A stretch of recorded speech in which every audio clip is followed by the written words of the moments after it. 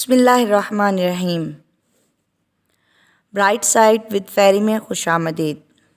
آج میں آپ کے سامنے ماہ شعبان کی فضیلت بیان کروں گی۔ ماہ شعبان بہت ہی عظمت کا مالک ہے، جس کی عظمت کا اندازہ اسی بات سے لگایا جا سکتا ہے کہ اس ماہ کے بارے میں اللہ کے رسول نے کیا فرمایا۔ اللہ کا پیارا حبیب فرماتا ہے کہ الشعبان شہری، شعبان میرا مہینہ ہے۔ یہ وہ مہینہ ہے جو ہمیں زینہ پہنچاتا ہے، ہمیں سیڑھی دیتا ہے کہ ہم ماہ رمضان میں اپنی روح کو پاکیزگی کے ساتھ پہنچائیں۔ جبھی اس ماہ کے لیے علماء نے خاص دعا تعلیم دی ہے، اللہم بلغنا رمضان، اے اللہ ہمیں خیر و عافیت کے ساتھ رمضان المبارک تک پہنچا دے۔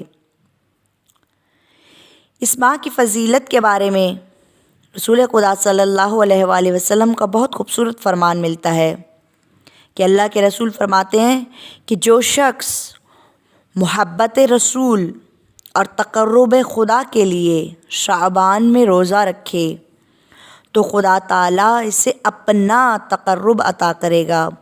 قیامت کے دن اسے عزت و حرمت ملے گی اور جنت اس کے لیے واجب ہو جائے گی۔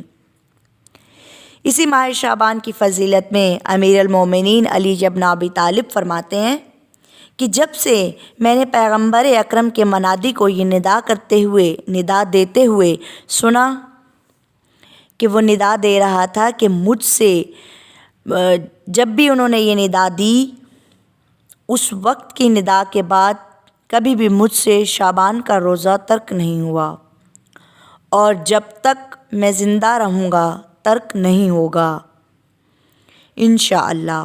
اور پھر فرمایا، ماہ شعبان اور ماہ رمضان کا روزہ خدا کی مغفرت کی طرف لوٹنے کا موقع دیتا ہے، جس طرح سے دیگر ماہ کے اعمال ہوتے ہیں، اور وہ اعمال ان مہینوں میں انجام دینا ضروری ہوتا ہے تاکہ تقرب خدا حاصل ہو سکے۔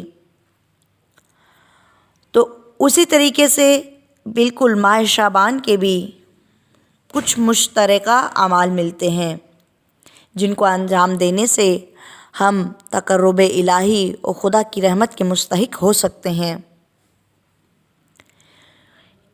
ان اعمال میں سے چند ایک اعمال درج ذیل ہیں۔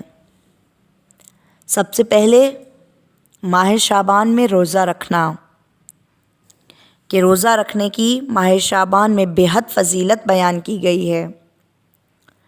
نمبر 2، صلوات بھیجنا، محمد و آل محمد پر کثرت کے ساتھ اس ماہ میں صلوات بھیجنا بہت زیادہ فضیلت رکھتا ہے۔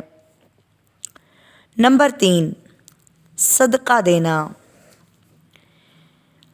صدقہ دینے کے متعلق اور اسی کے ساتھ ہی استغفار کرنا، بلکہ بعض روایات میں ملتا ہے کہ روزانہ 70 مرتبہ استغفر اللہ و اسألہ التوبہ کے ورد کو پڑھنا بہت زیادہ فضیلت کا حامل ہے۔ اس لیے روایات میں ملتا ہے کہ کسی نے امام جعفر صادق علیہ السلام سے پوچھا کہ ماہ شعبان کا بہترین عمل کیا ہے؟ تو امام نے برجستہ جواب دیا، صدقہ اور استغفار۔ اور پھر امام علیہ السلام نے فرمایا کہ جو شخص ماہ شعبان میں صدقہ کرے پس خدا اس صدقے میں اس طرح اضافہ کرتا رہے گا کہ جیسے تم لوگ اونٹنی کے بچے کو پال کر عظیم مجسہ اونٹ بنا دیتے ہو، چنانچہ یہ صدقہ قیامت کے دن احد کے پہاڑ کی مثل تک پہنچ چکا ہوگا۔ اس کے علاوہ مشترکہ اعمال میں ہے مناجات شعبانیہ کا پڑھنا، کہ خداوند متعال سے دعا ہے کہ خدا ہمیں ماہ شعبان کی فضیلت کو سمجھنے کی اور سمجھ کر ان تمام تر اعمال کو انجام دینے کی توفیق عطا فرمائے۔ اگر آپ کو ہماری ویڈیو پسند آئی ہے تو اس ویڈیو کو لائک، کمنٹ اور ایسے ہی مزید ویڈیوز کو دیکھنے کے لیے ہمارے چینل کو سبسکرائب کریں۔ شکریہ۔